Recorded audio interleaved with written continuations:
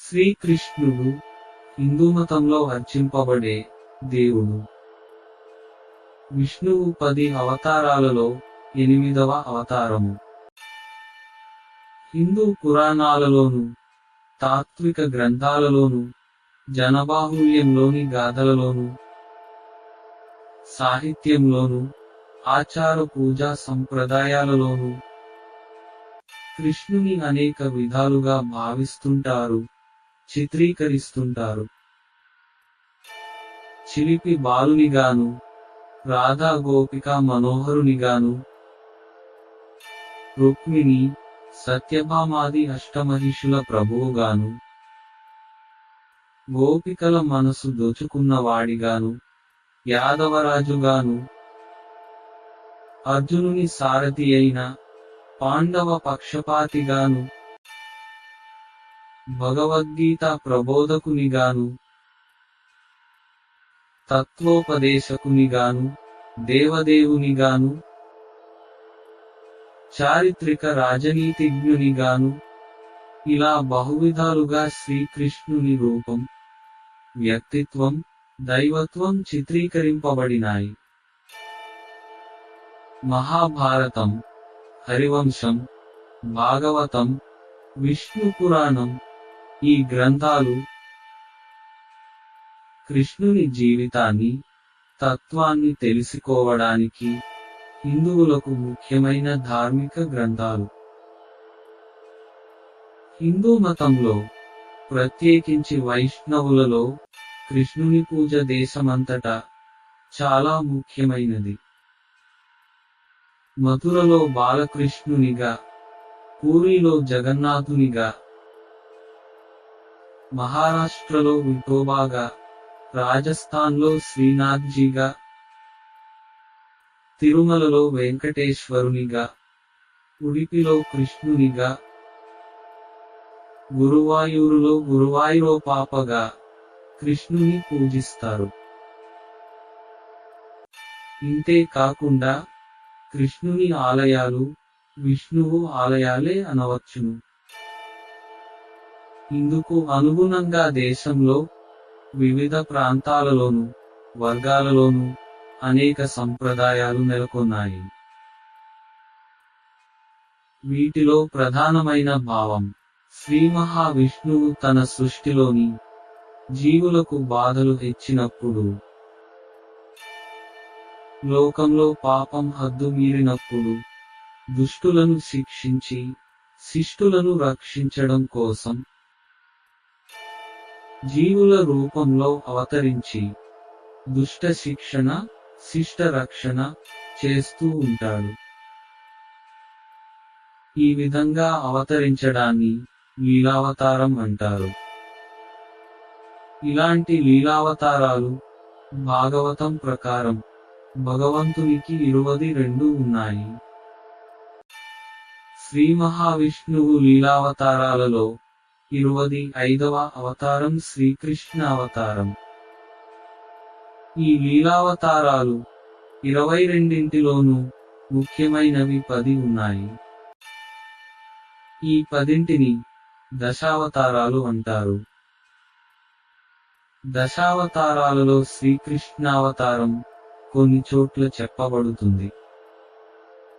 యుగాలలో రెండవదైన త్రేతాయుగంలో శ్రీరాముని లోక కళ్యాణ కారకునిగా, రావణాది రాక్షస శిక్షకుడుగా కీర్తించబడుతున్నాడు. నారాయణుడు ఆ తర్వాతదైన ద్వాపర యుగంలో శ్రీకృష్ణుడిగా అవతరించాడు. శ్రీకృష్ణుడు నారాయణుడి అవతారాల్లో పరిపూర్ణావతారంగా కొలవబడుతున్నాడు. గీతోపదేశం ద్వారా అర్జునుడికి సత్యదర్శనం చేసి కురుక్షేత్ర మహాసంగ్రామాన్ని ముందుకు నడిపించాడు. ఆ విధంగా భగవద్గీతను లోకానికి ఉపదేశించి శ్రీకృష్ణుడు జగద్గురువు అయ్యాడు. కృష్ణ అనగా నలుపు అని అర్థం. కృష్ణుడు నల్లని రంగు కలవాడని ఐతిహ్యం. ఇంకా ఈ పేరుకు అనేక వివరణలున్నాయి. మహాభారతం ఉద్యోగపర్వం ప్రకారం క్రిష్ అనగా దున్నుట. భూమిని దున్ని సస్యశ్యామలం చేసేవాడు కృష్ణుడు. వల్లభ సాంప్రదాయం బ్రహ్మసంబంధ మంత్రం ప్రకారం పాపాలను నాశనం చేసే మంత్రం కృష్ణ. చైతన్య చరితామృతంలో చెప్పిన అర్థం ప్రకారం మహాభారత వాక్యం ఆకర్షించేవాడు కృష్ణుడు. భాగవతం ఆత్మారామ శ్లోకంలో కూడా ఈ భావం చెప్పబడింది. విష్ణు సహస్రనామం 57వ పేరుగా వచ్చిన కృష్ణ అనగా సచ్చిదానంద స్వరూపమును సూచించునది అని ఆదిశంకరాచార్యుడు వివరించాడు.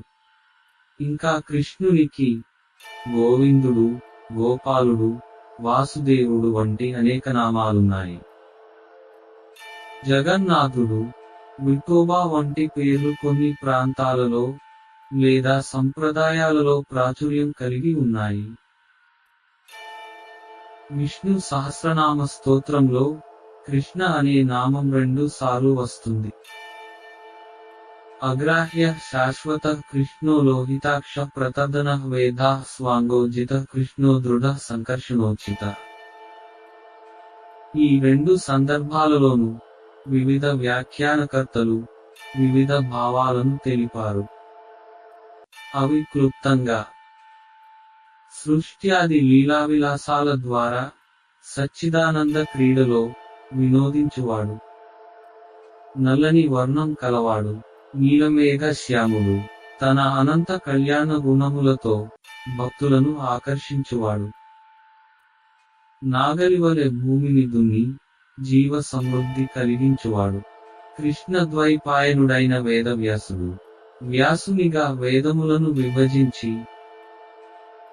భక్తులకు మనోవ్యవసాయం కలిగించి జ్ఞానం పండించువాడు. కానరాని, తెలియరాని, అందజాలనివాడు. సంపూర్ణ భక్తికి మాత్రమే లభ్యమయ్యేవాడు. అనేక దేవాలయాల విగ్రహాలలోను, ఇతర శిల్పాలలోను, చిత్రాలలోను, ప్రార్థనలలోను, కావ్యాలలోను, సాహిత్యంలోను, పురాణాలలోను, సినిమాలలోను కృష్ణుని రూప స్వభావాల చిత్రణ ఉంది. ఉదాహరణగా కృష్ణాష్టకం అనే ప్రార్థనలో కృష్ణుని వర్ణించిన విధానం